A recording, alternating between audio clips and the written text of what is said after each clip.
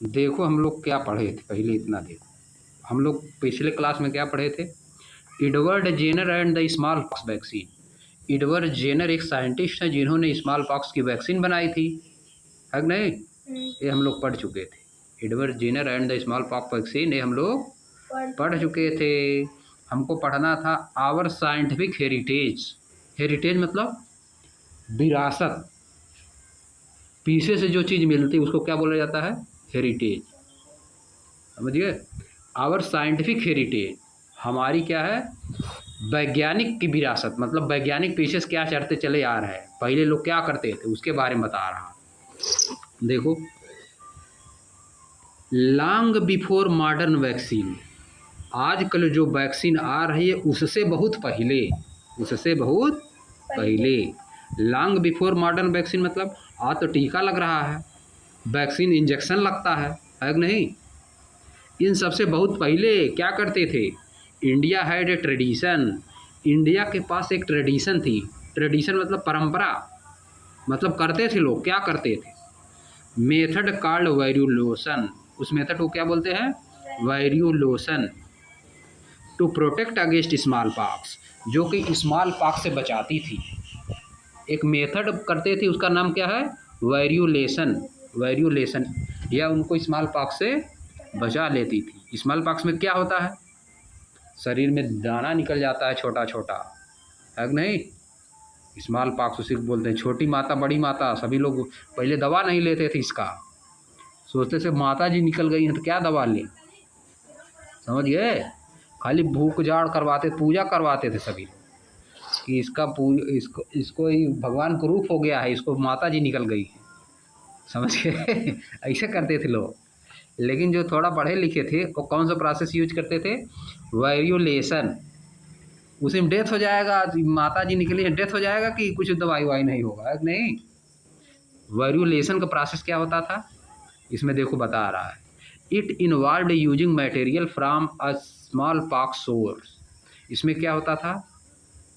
वायरुलेशन में it involve using material from small pox source, smallpox की जड़ से, सोर्स मतलब जड़, to scratch the skin, skin scratch कर देते थे, and create a mild infection, और एक mild infection, and build immunity, और एक माइल्ड इन्फेक्शन क्रिएट कर देते थे, उससे क्या होती थी? इम्यूनिटी बना लेते थे।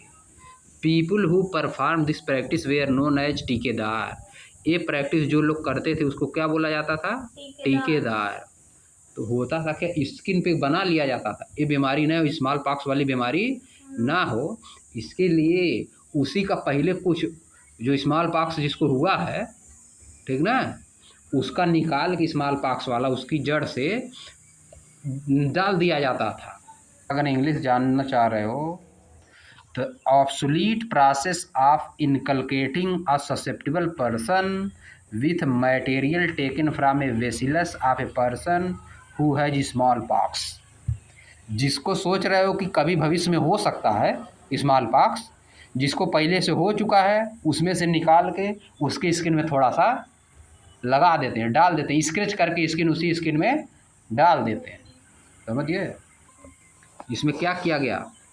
लॉन्ग बिफोर मॉडर्न वैक्सीन, बहुत समय पहले जब मॉडर्न वैक्सीन नहीं थी इंडिया में, India had a traditional method, India के पास एक पुराना परंपरागत मेथड था जिसको क्या बोलते हैं? Variolation, to protect against small pox. Variolation जिसका नाम था, स्मॉल पॉक्स से बचने के लिए।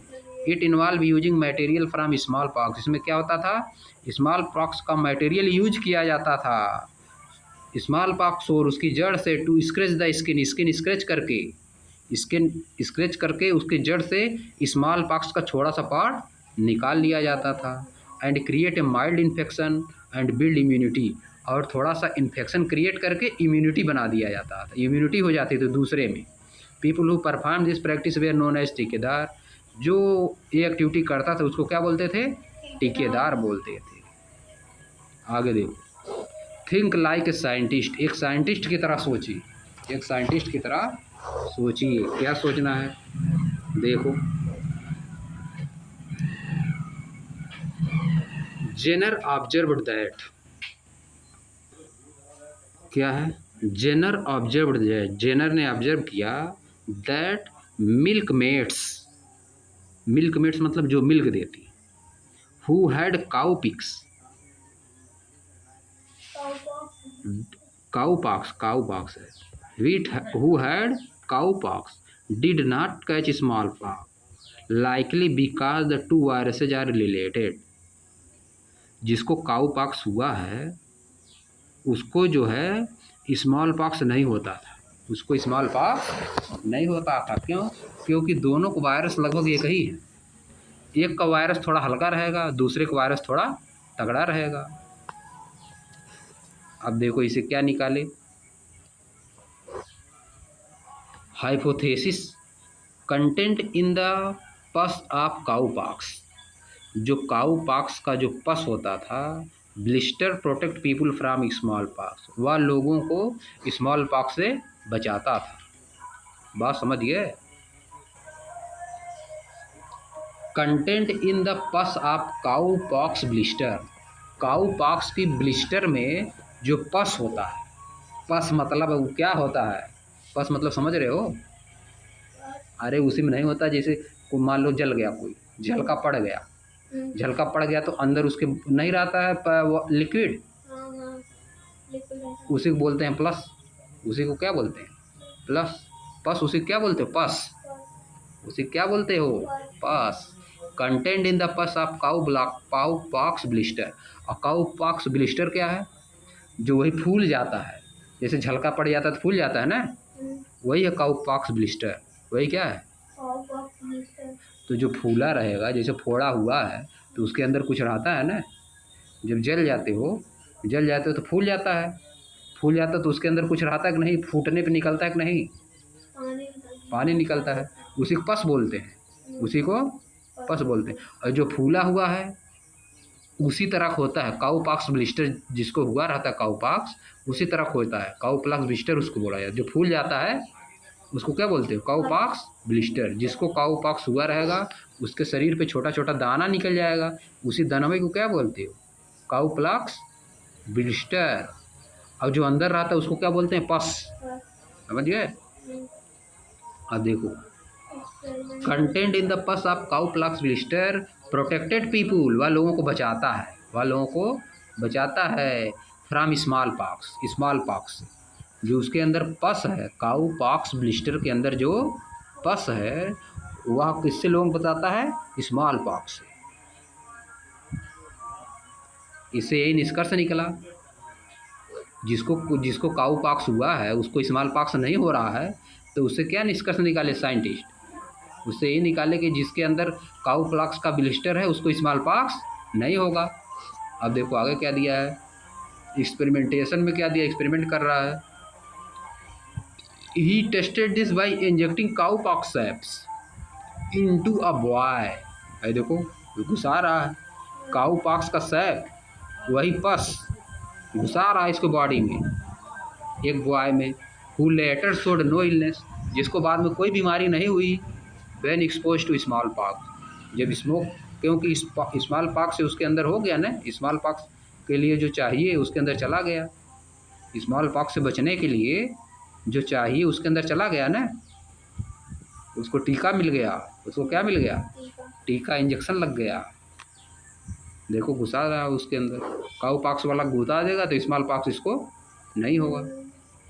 रिजल्ट देखो, he found that the people who were infected with cow pox है, रिजल्ट इससे क्या मिला कि जो जिनको पहले से काउ पॉक्स हुआ है were now resistant to smallpox, अब वह रेसिस्टेंस हो रहा है उनको, स्मॉल पॉक्स यानी उनको नहीं होगा यार। जिनको काउ पॉक्स हो गया है वह उनके पास डेवलप हो गई है क्षमता, उनके अब स्मॉल पॉक्स उनको नहीं होगा। अब देखो एप्लीकेशन क्या करेंगे, mass vaccination eventually help eradicate small pox world wide. बहुत ज़्यादा वैक्सीनेशन किए सब, क्या किए? टीका लगाए, इंजेक्शन लगाए, अंत में क्या हुआ? स्मॉल पॉक्स पूरे संसार से ख़त्म हो गया। इराडिकेट मतलब समाप्त हो जाना पूरे संसार से। मास वैक्सीनेशन मतलब बहुत ज़्यादा टीका, मास वैक्सीनेशन मतलब बहुत ज़्यादा टीका लगाए, इंजेक्शन लगाए, इवेंचुअली मतलब अंत में helped eradicate small pox world wide, जिससे पूरे संसार में स्मॉल पॉक्स खत्म हो गया। काऊ पॉक्स सब घुसाते हैं, काऊ पॉक्स का पस, काऊ पॉक्स का पस अंदर घुसा दे रहे हैं सब, तो क्या इम्यूनिटी डेवलप हो जाती है, अंदर क्या होती है इम्यूनिटी डेवलप हो जा रही है। अरे देखो बगल में क्या बना, देखो ग्राफ बनाया है, number of countries reporting cases, कितना कंट्री के पास हुआ था 1980, देखो पहले शुरुआत में बहुत ज़्यादा होता था, देखो अब नहीं 1950 में देखो 80 सब कर रहे हैं report, countries reporting small pox 1950 80%। Vaccine campaign हुआ 1965 में, है नहीं, वैक्सीन लगा इंजेक्शन तो घट गया, देखो आ गया 40-50 पे 1979 में, है नहीं। फिर देखो धीरे धीरे किसने आ गया 1980 में जाते जाते 0 पा गया, बहुत कम। तभी तो इंडिया में भी का कुछ लोग हो ही जाता है ठीक। अभी लेकिन इंडिया में होता है स्मॉल पॉक्स, हमारे गांव में हो जाता है किसी को, अगर मान लो किसी को अगल बगल में, तो क्या करो, तुरंत जाओ होम्योपैथिक दवा मिलती है, हम तो खा लेते हैं। अगर मान लो किसी घर में हुआ या किसी को अगल बगल में हो गया है या किसी गांव में पूरे हो गया है, समझ गए, तो क्या किया जाता है, इसकी दवा मिलती है होम्योपैथिक, पहले में खा लोगे तो इम्यूनिटी डेवलप हो जाएगी, तो तुमको नहीं पकड़ेगा। हाँ हल्का फुल्का, जैसे किसी को हुआ है अगल बगल में, कहीं हुआ है, घर में हुआ है या अगल बगल में कहीं हुआ है, वायरस पकड़बे करेगा, होगा पक्का अगर नहीं खाओगे दवा। हाँ उड़ेगा उसके ऊपर से, जब ठीक होता है ना, ठीक होता है तो वायरस उड़ता है, जब ठीक हो जाता है जैसे तो फूटता है ना, जैसे जैसे देखो कोई चोट वोट लगी रहती है, फूटता है जब, तो उसमें से कुछ नहीं निकलता है,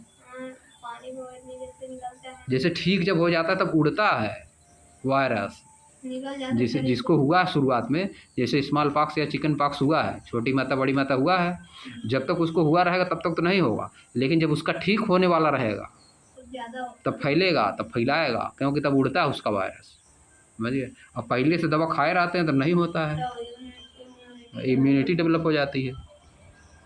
अब देखो आगे क्या दिया है, vaccine are one of the most effective way to protect people of all edges.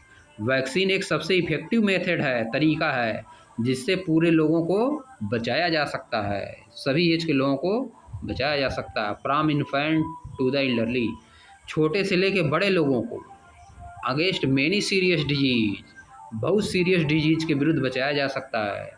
They help prevent illness, वे बीमार होने से रोकती हैं, वैक्सीन क्या करती है, बीमार होने से रोकती हैं। Reduce the spread of infection, infection के फैलाव को रोकती हैं। And save millions of lifes every year, और मिलियंस ऑफ लोगों को बचाती हैं। It is important to remember that vaccine are preventive not curative, vaccine क्या है, प्रिवेंट करती हैं, इलाज नहीं करती हैं। वैक्सीन क्या करेगी, पहले से ले लोगे तो नहीं होगा, ये नहीं कि हो गया तो तुमको बचाएगी, जिसको हो गया उसको थोड़ा ना काम करेगी। क्यूरेटिव मतलब इलाज नहीं करेंगी। They can help minimise serious disease before they happen, किसी भी सीरियस डिजीज को होने से पहले उसको लेना चाहिए, वैक्सीन को होने से पहले लेना चाहिए। But do not treat them once someone is already sick, but do not treat them once someone is already sick, लेकिन जब एक कोई बीमार हो जाता है तब उसको नहीं सही करती है वैक्सीन, जब कोई बीमार हो गया है तब उसको वैक्सीन दोगे तब थोड़ा ना फ़ायदा करेगा। कोई बीमारी हो गई है, जैसे मान लो पोलियो है, पोलियो जिसको हो गई है तब उसको पोलियो की दवा पिलाओगे तब थोड़ा ना होगा। पोलियो बीमारी जैसे पैर गड़बड़ हो जाएगा, काम नहीं करेगा, हाथ गड़बड़ हो जाएगा, अटैक करता है, किसी एक आर्गन पे अटैक करता है, उसको कहते हैं लकवा मार दिया गाँव में, गाँव में क्या कहते हैं, लकवा मार दिया, पैर में गड़बड़ हो जाएगा, लूज हो जाएगा, पहले बहुत ज़्यादा होता था। आगे देखो, यानी बीमारी जब हो जाएगी तब ये काम नहीं करेगा, जान लो। ये नहीं कि जब बीमारी हो गई है तो अब जब वैक्सीन ले रहे हैं, लगवा रहे हैं, पहले लेना है कि इम्यूनिटी ताकि डेवलप हो जाए शरीर में, समझ गए। अब देखो आगे, सम पीपुल में फियर और डाउट वैक्सीन, कुछ लोग डरते हैं और संदेह करते हैं, वैक्सीन से डरते हैं और संदेह करते, अरे हम नहीं लगवाएंगे, नहीं कहते अरे बक नहीं लगवाएंगे, गड़बड़ा जाएगा। But scientist and doctor carefully test them for safety, लेकिन जो साइंटिस्ट होते हैं और डॉक्टर होते हैं वो सब वैक्सीन को पहले से जांच किए रहते हैं बढ़िया से पूरा, कि सेफ्टी है कि नहीं, कोई दिक्कत नहीं ना होगा। Getting vaccinated not only protect you, vaccine लेने से केवल आपको प्रोटेक्ट नहीं करेगा but also the people around you, बल्कि आपके आसपास के जो लोग हैं उनको भी बचाएगा। वैक्सीन जो लिया रहेगा उसको बीमारी नहीं होगी तो आसपास में भी तो नहीं फैलेगी ना। जब वैक्सीन लिया ही नहीं रहेगा उसको जब बीमारी हो जाएगी तो आसपास के लोग भी फैला देगा, है कि नहीं। क्लास में जाएगा, स्कूल में जाएगा, पूरे स्कूलों में फैला देगा पूरा एकदम। किसी पास रहे बताइए नहीं करता है उन्हें, कोई नहीं बताता कि जिसको हो जाता है जल्दी से, जब पूरा फैल जाता है तब सभी लोग देखते हैं, तब तक कितने लोग चपेट में ले लेता है, समझिए। आप देखो क्या दिखा है, ईवर हर्ड, आप कभी जरूर सुने होंगे इस बात। अगर देखो हम तो देखते हैं जहाँ पे सब वैक्सीन लगवाने या सब आते हैं जो इंजेक्शन लगवाने, बहुत लोग लगवाइबे नहीं करते। पोलियो भी लगता था पहले, इंजेक्शन लगता था, और दूसरी चीज़ों भी लगता था, जैसे कई बीमारी का लगता था, हेपेटाइटिस भी, डेंगू, इन सब का लगता था मुझे 10 साल पहले। तो बहुत लोग लगवाइबे नहीं करते, छोटे बच्चों को लगता था, बहुत लोग लगवाइबे नहीं करते थे, कहते थे कि अरे बीमारी से। मुसलमान सब एक करा लिए थे कि ये सब नसबंदी वाला इंजेक्शन है, अपने मन में बैठा लिए, हम लोग जनसंख्या कम हो जाएगी, ऐसे सब दिमाग में बैठा लेते हैं बहुत लोग, जो जिसको नहीं पता रहता है। हाँ नहीं लगाते हैं, समझिए। स्कूल में भी लगाते हैं, हाँ स्कूल में भी लगता है। अब नहीं लगता है, वो सोचते हैं कि कुछ कर रहे हैं, नहीं ना, है नहीं। मुसलमान देखो जनसंख्या ज़्यादा बढ़ाते हैं, मुसलमान के पास ज़्यादा बच्चे होते हैं, 8-8 10 लड़के रहते हैं सब, है नहीं। हाँ बीट होते, तो वो सब सोचते हैं कि कोई ऐसी दवा उसी में लगा देंगे हम लोगों को तो हम लोगों का कम हो जाएगा, जनसंख्या कम हो जाएगी, लड़के बच्चा पैदा नहीं होंगे, इस तरह से बहुत लोग दिमाग में बैठा लेते हैं। ईवर हार्ड, इसको देखो, इंडियाज रोल और वैक्सीन प्रोडक्शन, इंडिया का क्या रोल है वैक्सीन के प्रोडक्शन में, इंडिया का क्या रोल है। India is one of the world largest vaccine producer, India world का सबसे बड़ा वैक्सीन प्रोड्यूस करने वाला है, वैक्सीन बहुत ज़्यादा बनाता है। It manufacture vaccine on a massive scale and supply them to many country, यह बहुत ज़्यादा वैक्सीन बनाता है और देश देश में सप्लाई करता है। मैसिव स्केल मतलब बहुत बड़े लेवल पे बनाता है, बहुत ज़्यादा। India vaccine campaign played a key role during the covid pandemic, कोविड-19 जब 2019 में आया था कोरोना, तब वैक्सीन यहाँ के बहुत काम की थी, है नहीं। And continue to support global health effort, पूरे संसार के हेल्थ को सपोर्ट की थी, पूरे संसार में यहाँ वैक्सीन गई थी, समझिए। हाँ सप्लाई हुई थी, सब लोग यहाँ से ले गए थे। अब देखो बी ए साइंटिस्ट, एक साइंटिस्ट बनी, क्या लिखा है, महाराज किसान भन, क्या लिखा है, महाराज किशन पढ़े कि किसान, किशन भान, Maharaj Kishan Bhan was a well known Indian doctor and scientist, वह जाने माने इंडियन डॉक्टर और साइंटिस्ट थे। As secretary of department of biotechnology, biotechnology department के सेक्रेटरी थे। बायोटेक्नोलॉजी क्या होता है, उसी में बायोटेक्नोलॉजी में ही बनता है सब, इंजेक्शन, दवा, ठीक ना, ये सब बनता है वहाँ पे। डिपार्टमेंट होता है, जैसे फिजिक्स डिपार्टमेंट होता है, बायोलॉजी डिपार्टमेंट, मैथ डिपार्टमेंट, ये बायोटेक्नोलॉजी डिपार्टमेंट है। बायोलॉजी में टेक्नोलॉजी, जैसे इंजेक्शन से इंजेक्शन कैसे बनेगा, टेक्नोलॉजी कुछ रहनी चाहिए ना, अरे कुछ लगेगा, कैसे बनेगा, तो उसमें पढ़ा जाता है बायोटेक्नोलॉजी में। He held promote science and innovation in India, उन्होंने साइंस और इनोवेशन को प्रमोट करने में बहुत हेल्प की इंडिया में। ही played a key role in developing the rotavirus vaccine, इन्होंने रोटा वायरस वैक्सीन बनाने में बहुत इम्पॉर्टेंट योगदान दिया था।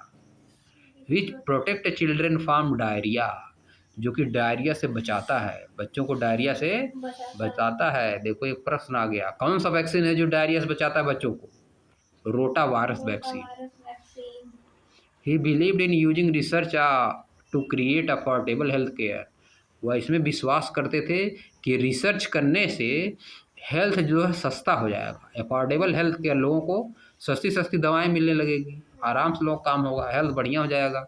And made big differences in India's health and biotechnology sector.